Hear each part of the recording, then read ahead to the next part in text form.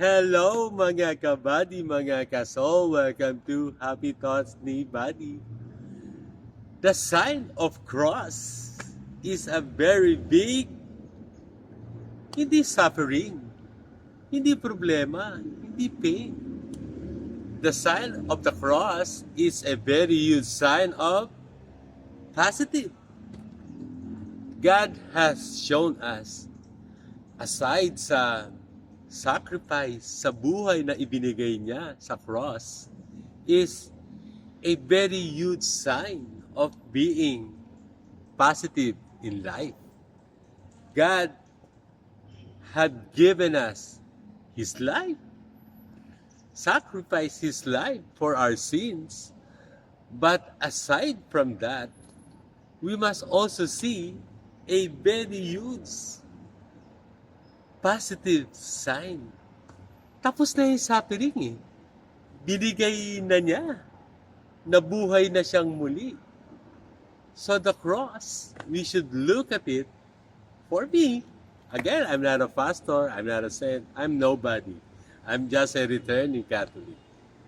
For me, I see cross not as a sacrifice only. Yes, it is. Before, pero tapos na yun, nabuhay na siya muli, di ba?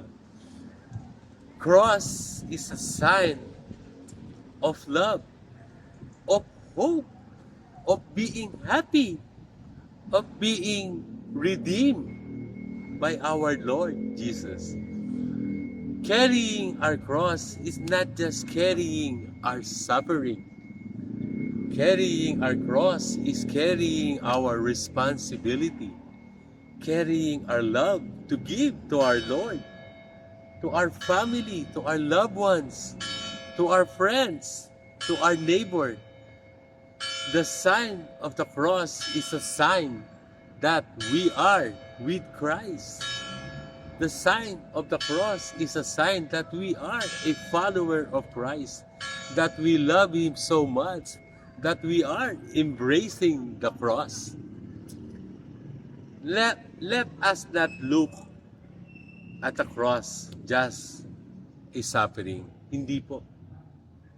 Ang cross ay panibagong buhay. Hindi lang sa atin, hindi lang sa ating Panginoon, kundi para sa ating lahat.